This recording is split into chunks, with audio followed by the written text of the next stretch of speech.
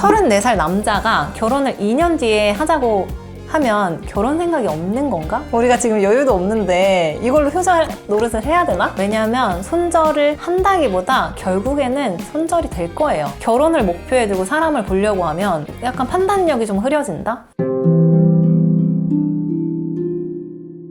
안녕하세요. 고상한 언니 송유진입니다. 오늘은 이제 결혼을 주제로 블라인드에 올라온 글들을 좀 뽑아봤어요. 그래서 오늘 이 사연을 한번 같이 읽어보고 같이 한번 고민에 대해서 이야기를 나눠보려고 합니다. 남편 이게 제정신인지 좀 봐줘. 내용은요. 최대한 객관적으로 쓸게. 남편이 5년 동안 준비하던 기술사 시험 합격해서 이번 달에 공직에서 퇴사해. 사유는 당연히 돈 때문인데 PQ 점수제도 그것 때문에 연봉이 한동안은 지금 연봉이랑 비슷할 예정. 즉 박봉. 당장 애들 중학교 가고 해서 쓸 돈은 많음. 근데 남편이 퇴직금으로 아버님 차를 사드리겠대. 내가 미쳤냐고 하니까 아버님이 평생 막노동하면서 본인을 키웠고 한 번도 새 차를 몰아본 적 없으시다고 이번에 그냥 본인 퇴직금으로 사드리겠다고 아무 말 하지 말라고 함. 근데 첫째는 지금 미술하고 싶어 해서 당장 들어갈 돈도 많은데 그걸 어떻게 아버님 차 사드리는데 다 써. 그래서 뭐라 하니까 아무 말도 하지 말래. 아버님이 살아봤자 얼마나 사시겠냐고 한 번이라도 제대로 효자 노릇 하겠다는데 진짜 속 터짐. 남편 말로는 기술사 자리 잡으면 지금 버는 연봉 2배는 버니까 그때 애들한테 잘해줘도 된다는데 그게 아빠가 할 소리? 그 와중에 아버님은 소식 받고 좋아서 싱글벙글임. 남편 이거 미친 거 맞지?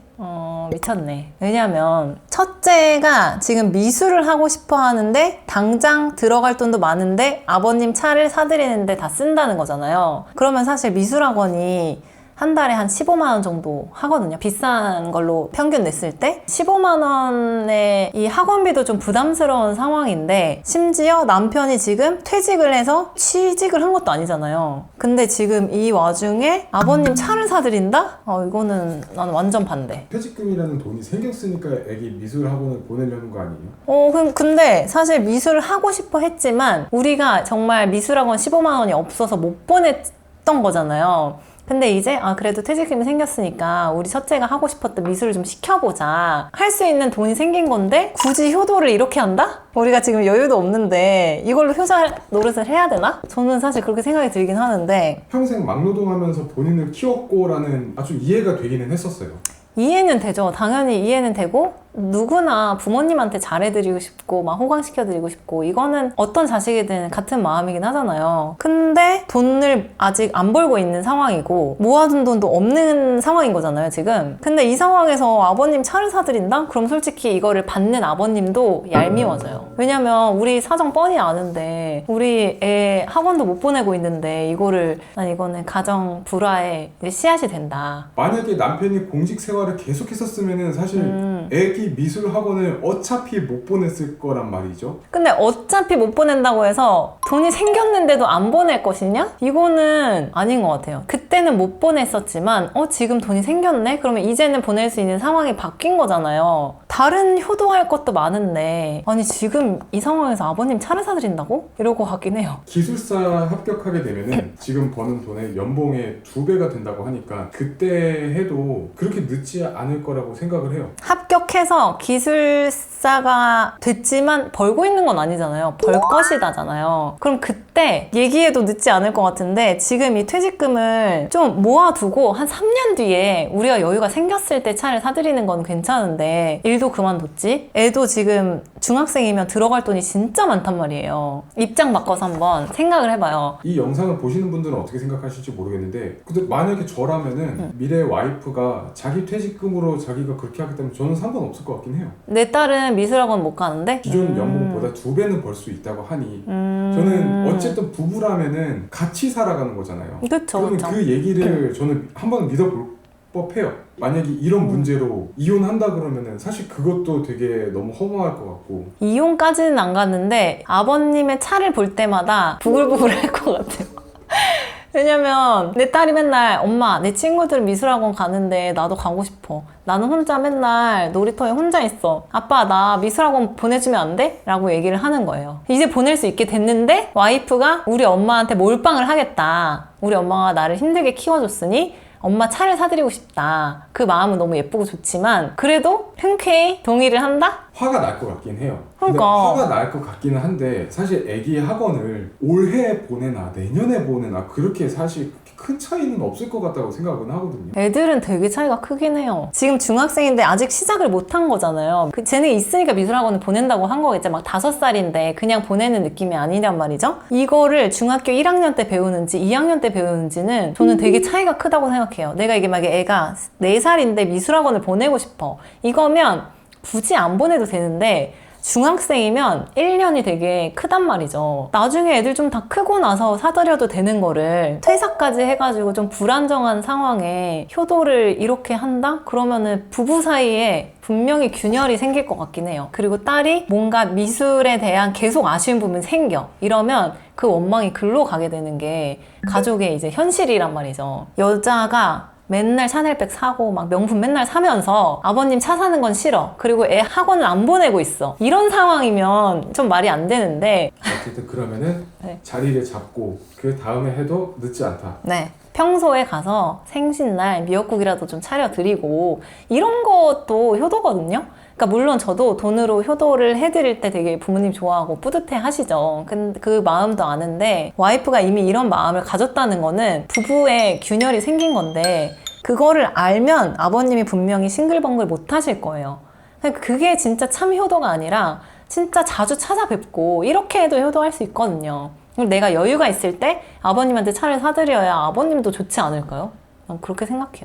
다음 사연 한번 읽어볼게요. 결혼한 언니 오빠들 조언 좀 해줘 라는 제목이고요. 내용은 내년에 남친이랑 결혼 예정인데 나는 눈치가 빠르고 챙겨주는 걸 좋아해서 예를 들면 남친이 약을 먹는 것 같으면 물을 준다던가 이런 스타일인데 남친은 그런 타입이 아니라서 내가 해달라고 하지 않는 이상 나를 막 챙겨주는 편은 아닌 것 같아. 이러다 보니 나는 자연스럽게 내가 해주는 것들을 바라게 되고 소소한 부분에서 서운한 일이 생기는데 서로 편하려면 내가 그냥 해주고도 바라지 않던가 나도 소소하게 챙겨주는 걸 하지 않던가 하는 방법밖에 없겠지? 이거는 결혼한 사람의 입장에서는 이렇게 하면은 진짜 일이 이렇게 커져요. 이 남친은 이미 약간 둔한 사람이거든요. 무관심한 게 아니라 이게 안 보이는 사람이고 나는 저게 보이는 사람이거든요. 약을 먹으니까 챙겨줘야지 이런 사람이고 남친은 분명히 제가 감기를 걸렸는지도 모를 거예요. 근데 그거는 되게 성격의 차이이긴 하거든요. 근데 이 성격의 차이를 인정하지 못하고 결혼 생활에서 자꾸 바라고 그거가 안 됐을 때 서운해하고 하다 보면 작아 보이지만 결혼에서는 되게 큰 문제가 될 수 있어요. 저 사람은 저런 사람이구나. 내가 예민하게 굴어도 그냥 넘어갈 수 있어요. 예민한 사람 한 명이 있으면 둔한 사람 한 명이 있어야 되거든요. 결혼 생활은. 이 사람은 대신 눈치가 빠르고 챙겨주는 걸 좋아하면 사람이 좀 섬세하다는 뜻이고 어떻게 보면 좀 예민할 수 있거든요. 그러니까 그거에 꼭 단점으로 보기보다는 장점으로 승화를 시켜서 그래 저 사람 좀 그냥 둔하고 그냥 내가 뭐 난리를 쳐도 그냥 넘어가니까 이런 또 장점으로 봐야지 이거를 내가 하나 해줬으니까 너도 하나 해줘 이런 식으로 계산을 하다 보면 100% 서운하고 이게 서운한 게 계속 커지고 모든 것들이 다 하나하나가 돼버리면 너무 피곤한 사이가 되기 때문에 서로의 그런 장단점을 잘 볼 수 있는 관계가 돼야 좀 좋은 관계가 되는 것 같아요. 제 생각에는 네. 결혼 예정이라고 하는 거라면은 연애 기간도 그렇게 짧지는 않을 것 같다는 생각이 좀 들거든요. 제 여자친구가 이런 글을 썼다고 하면은 전 결혼 안 할 것 같아요. 어떤 마음인지는 알거든요. 근데 이렇게 계산적으로 행동하면 내가 하나 해줬는데 쟤는 왜 나 안 해주지? 관찰하고 있는 거잖아요. 기다리고 있는 거잖아요. 이러면 상대방은 모르는데 그냥 얻어맞는 거예요. 나 아무 잘못한 거 없는데 쟤 왜 저러지? 이게 계속 반복되다 보면 서로 삐그덕 거릴 수밖에 없거든요. 그래서 저는 그냥 해주고 싶으면 나는 그게 눈에 보이는 사람이니까 해주는 거고 서로 잘하는 거를 하면 돼요. 연애 때 남자들이 되게 잘하잖아요. 특히 연애 초반에 남자들은 300%를 한다고 하거든요. 근데 그게 계속 갈 거라고 생각하면 안 돼요. 연애할 때는 나를 공주 대접을 했는데 결혼할 땐 결혼했더니 왜 저래? 왜 이렇게 나한테 관심이 없어? 이런 생각을 일단 버리고 결혼을 시작을 해야 행복한 결혼 생활이 돼요.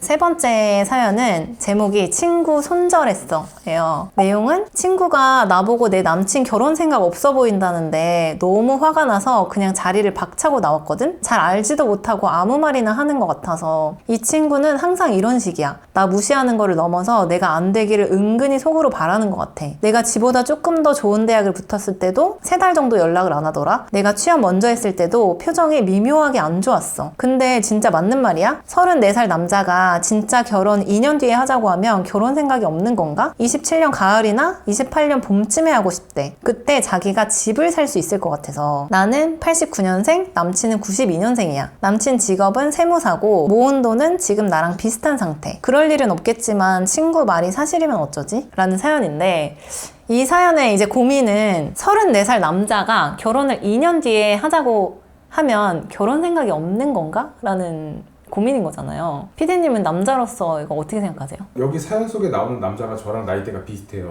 네. 자기가 집을 살 수 있을 때가 2년 뒤라고 좀 확실하게 얘기를 해놨잖아요. 그쵸. 두 가지 생각이 들었는데 그래도 여자한테 조금 더 있어 보이고 그쵸, 조금 그쵸. 더 해주고 싶고 그렇잖아요.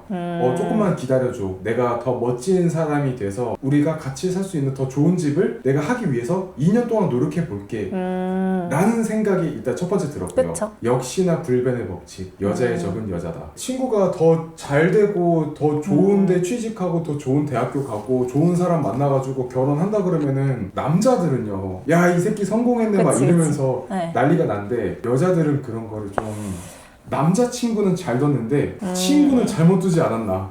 저도 이 친구는 손절을 하는 게 맞는 것 같아요. 왜냐하면 손절을 한다기보다 결국에는 손절이 될 거예요. 서로 이거는 이미 삐그덕거린 지 오래됐어요. 대학교 붙었을 때부터 지금 그랬으면 여자가 89년생인데 10몇 년을 지금 이거에 속에 있었던 거거든요. 이런 인연은 결국에 나중에 애 낳고 살다 보면 결국 안 만나요. 만날 때마다 불편한 인연을 굳이 끌고 갈 필요는 없어요. 그래서 저는 사실 친구 손절한 거는 잘했다. 어차피 그냥 끊어질 인연이다. 제가 봤을 때는. 그렇고 남자는 이거는 사실 저는 약간 성격 차이인 것 같아요. 2년 뒤에 결혼하자고 해서 결혼 생각이 없다. 이렇게 속단하는 거는 너무 이르고, 남자들 중에 되게 책임감 강한 사람들 중에 그런 사람들 있거든요. 내가 진짜 완벽하게 집도 있어야 되고 일했을 때 결혼을 하고 싶고 그때 아이를 낳고 싶고 이런 사람들이 있는 반면에 우리가 이렇게 해나가면 되지라는 사람이 있잖아요. 이것만 보고 결혼 생각이 없다는 거는 좀 아닌 것 같고. 근데 저는 회사 다닐 때 후배들 연애 상담 막 해주잖아요. 그때 되게 많이 했던 말 중에 하나가 남자의